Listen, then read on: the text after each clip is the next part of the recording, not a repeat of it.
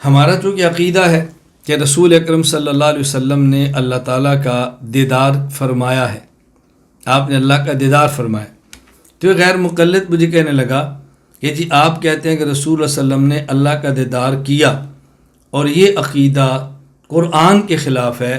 کیوں؟ اس لیے کہ قرآن یہ بات کہہ رہا ہے لا تدرکہ الابصار، کوئی آنکھ بھی اللہ تعالیٰ کو نہیں دیکھ سکتی، اور اس میں نبی اور غیر نبی کا کوئی فرق نہیں، لہذا یہ عقیدہ قرآن کے خلاف۔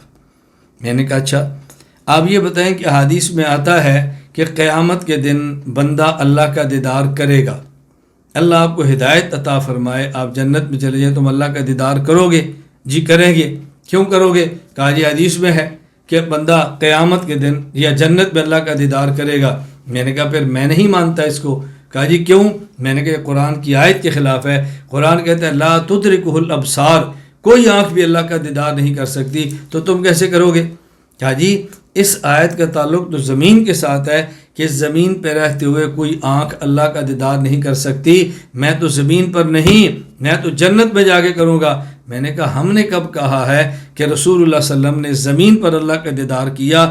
ہم بھی تو کہتے ہیں کہ آپ نے عرش پہ جا کے دیدار فرمایا، تم اگر جنت میں جا کے دیدار کر لو، یہ آیت کے خلاف نہیں، اور حضور اکرم صلی اللہ علیہ وسلم اور جنت سے بھی اوپر عرش پر جا کے اللہ کا دیدار کر لیں، تو بتاؤ یہ اس آیت کے خلاف کیسے ہوا؟ تو ہمارا عقیدہ کبھی بھی قرآن کے خلاف نہیں۔ اس لیے میں ایک جملہ بار بار کہا کرتا ہوں، اس کو ذہن نشین فرما لیں کہ دیوبند کا عقیدہ اور قرآن یا حدیث کے خلاف ہو، اللہ کی قسم میں اس کو نہیں مانتا۔ یہ ہو سکتا ہے دیوبند کا عقیدہ ہو، قرآن حدیث کے خلاف نہ ہو، لیکن قرآن حدیث کے خلاف نظر آئے۔ اگر دیوبند کا کوئی عقیدہ قرآن حدیث کے خلاف نہ ہو لیکن قرآن یا حدیث کے خلاف نظر آئے، تو اپنی نظر کا علاج کرواؤ، تمہیں قرآن حدیث کے خلاف نظر بھی نہیں آئے گا۔ ہم دیوبند والے عقائد کو سمجھانے کے لیے درسگاہ بھی رکھتے ہیں اور نظر کے علاج کے لیے خانقاہ بھی رکھتے ہیں۔ میں تو اپنے طلباء کو بار بار سمجھاتا ہوں بھئی آپ کلام کرو، عقیدے پر بات کرو، گفتگو کرو، لیکن خانقاہی ماحول اور خانقاہی مزاج کے ساتھ کرو گے تو انشاءاللہ کبھی بھی فساد نہیں آئے گا، کبھی بھی طبیعت میں فساد نہیں آئے گا، اور اعتدال کا دامن کبھی نہیں چھوٹے گا۔